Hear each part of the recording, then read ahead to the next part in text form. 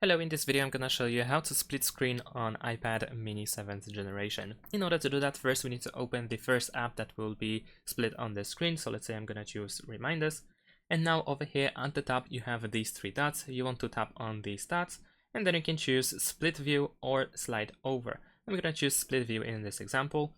Then we need to open another app that will be opened on the other side.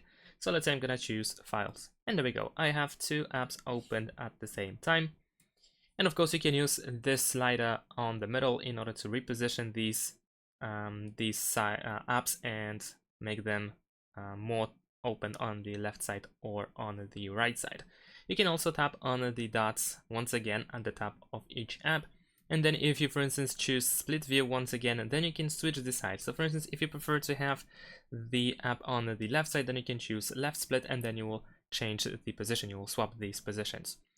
And if you want to close the split screen, you can, for instance, tap on the triple dots and then you have the option to full screen, to use full screen, or you can, for instance, close one of these apps.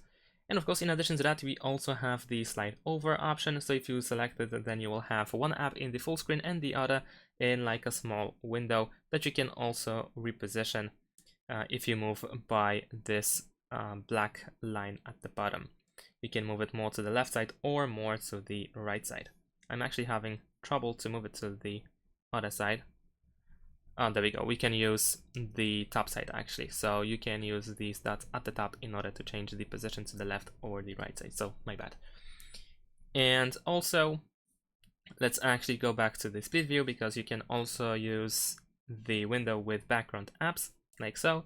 And then you can swipe one app or the other towards the top in order to close one like so. So this is also a good way to close one of the apps that are used in the split screen. And that's it. Thanks for watching, leave a like and subscribe to my channel and see you in my next videos. Bye!